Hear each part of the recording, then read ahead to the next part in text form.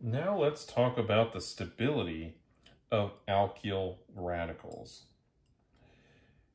And to put it simply, it will follow the same stability as carbocations. And so a methyl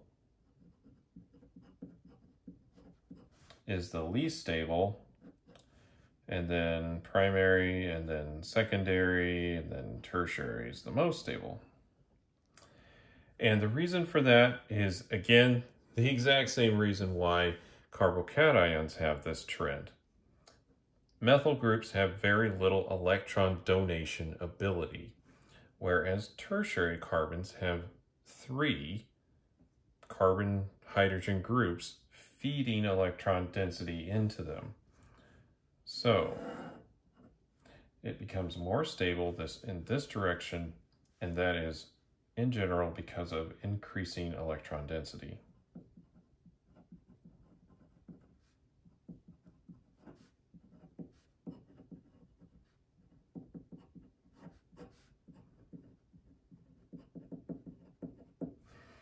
Slash donation, really.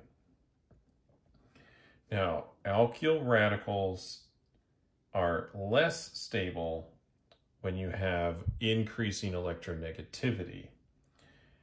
And this is illustrated by this trend, which is an alkyl radical versus an alkenol.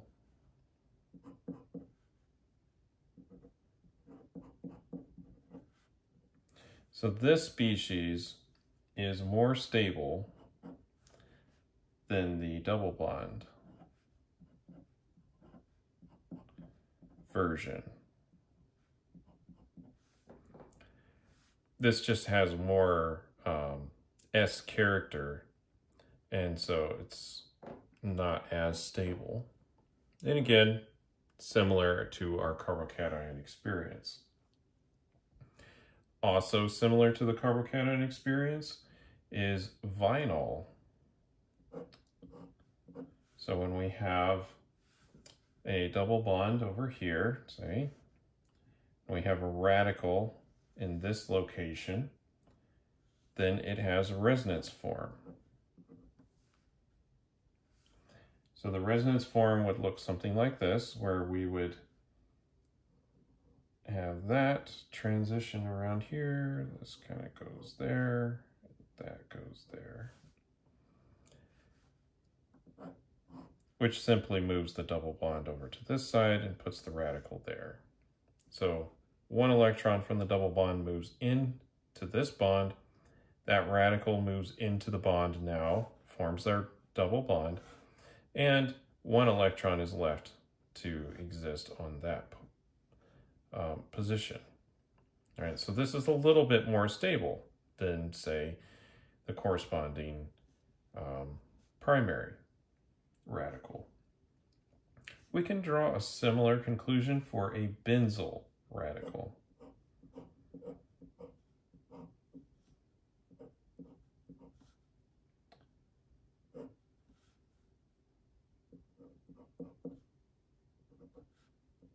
So here's a benzyl radical, and we can start drawing a bunch of resonance structures for this. So this guy comes into the bond, that splits.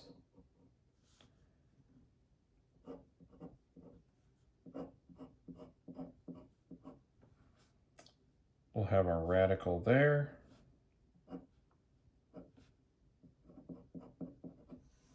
We can move the radical to the para position by doing a similar kind of arrow pushing here.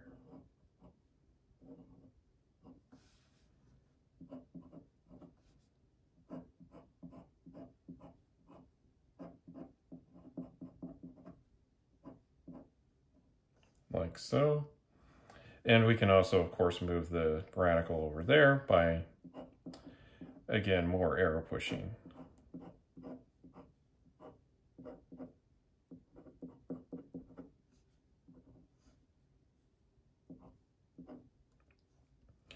That would look like this.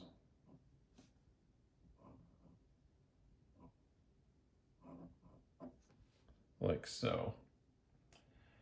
Now, another characteristic of radicals is that they are effectively planar. You might wonder if they were, just because there is this lone electron, just that one electron sitting out there. But the barrier for that electron to move from one side of the molecule to the other is so low that they end up being planar.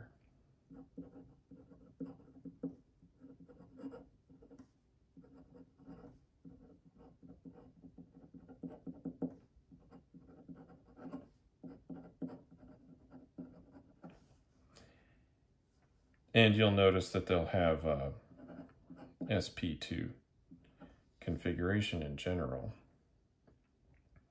And this unpaired electron will reside in the other p orbital.